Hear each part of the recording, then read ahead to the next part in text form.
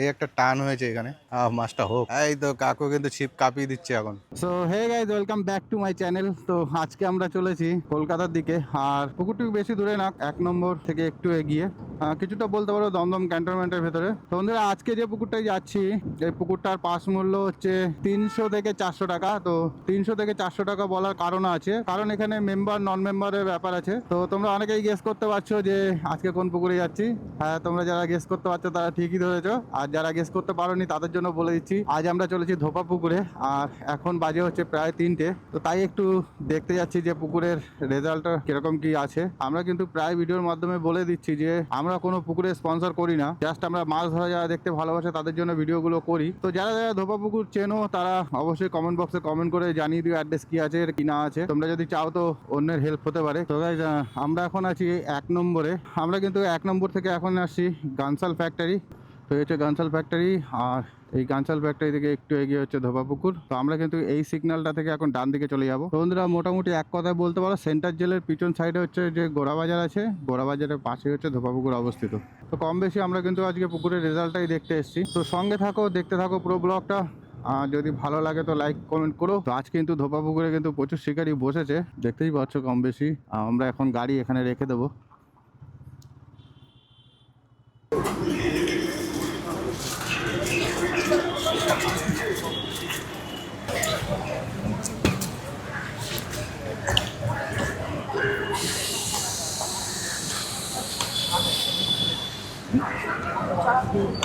কালকে কোথায় যাচ্ছ? চলো এসে চলো, মেট্রোতে চলো। 22 বিঘা, এই একটা টান হয়েছে এখানে, মাছটা হোক। এই তো কাকু কিন্তু ছিপ কাঁপিয়ে দিচ্ছে এখন। মাছটা তোমার দিকেই এসছে, একটু দাঁড়িয়ে যাও। না, টোপটা এই মাছটা এইদিকে আছে, তোমার সিটে আছে।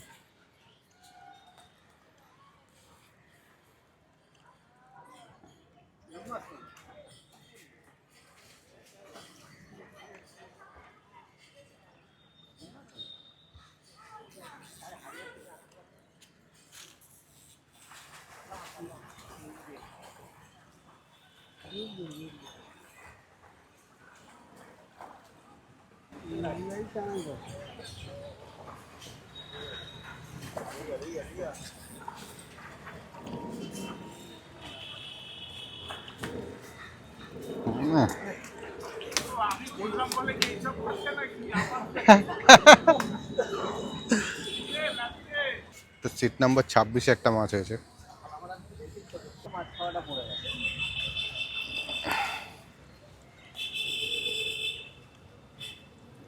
এটা হচ্ছে 27 নম্বর সিট। ভাই টোপ রেডি করছে। তো কাকু কিন্তু টোপ ফেলছে, আবার একটা টান হয়ে গেল। আরে শাবাশ, এই সিটটা মাছ খাচ্ছে। দাদার কিন্তু একটা মাছ খেয়েছে, ছেড়ে দিতে হবে মনে হচ্ছে। মৃগেল মাছ নেওয়া যাবে?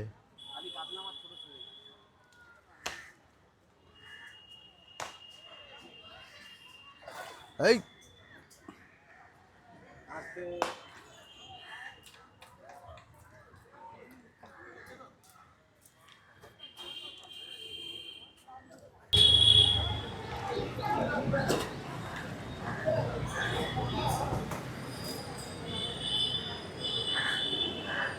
একে নিয়ে আসবে, কালকে মেরে দেবো মাছ নিয়ে যাচ্ছি।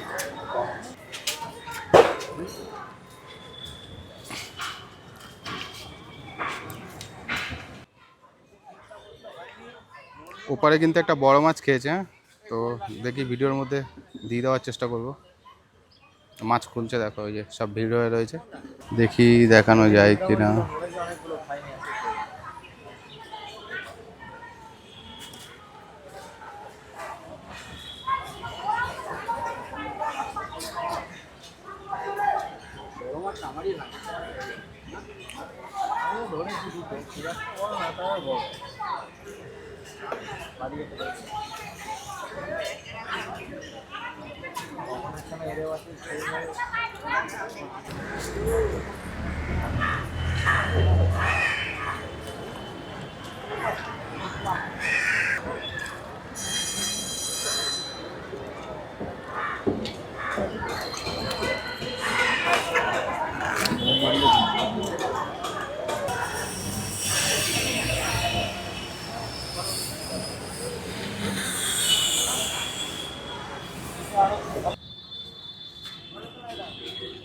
রুই মাছ, রুই মাছ।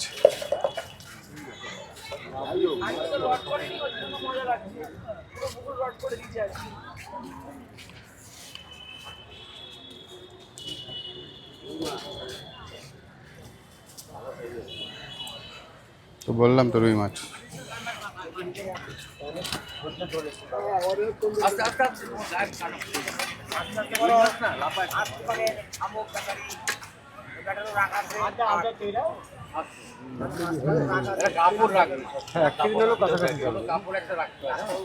তো বন্ধুরা এখন বাজে 5টা, আর এই টাইমের ভেতরে কিন্তু পুরো পুকুরে একটাই বড় মাছ হয়েছে।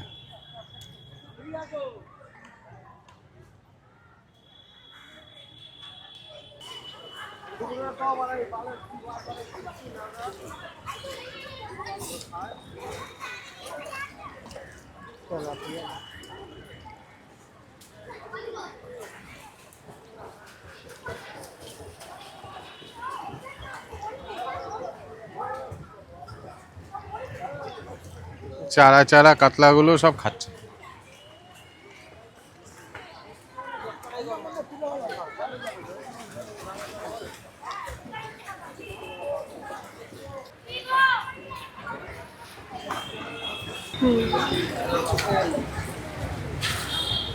হ্যাঁ, না না বকবে না, তুমি তোলো না, আমি আছি তো, রাখো। দুটো হয়েছে, দুটো দুটো মাছ হয়েছে। দেখে কি দেখো,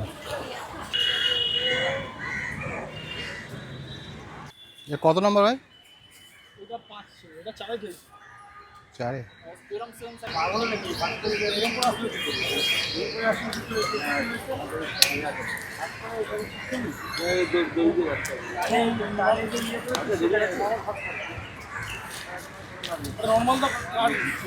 সো গাইস, আজকে কিন্তু ধোপা পুকুরের রেজাল্ট খুব একটা ভালো ছিল না। তো ভিডিওতে তোমরা দেখতেই পেলে যে কম বেশি সবার নেটে একটা দুটো করে মাছ, আর ওপরে 49 নাম্বার সিটে একটা মাছ খেয়েছিল, ওই 3.5-4 মতো হবে যা ওখানকার লোকে বলছিল। তো ফুটেজটা তো তোমাদের কম বেশি দেখিয়ে দিয়েছি। তো যাই হোক, আজকে আমরা শুধু গিয়েছিলাম ধোপা পুকুরের রেজাল্ট কেমন কি আছে সেটাই দেখার জন্য।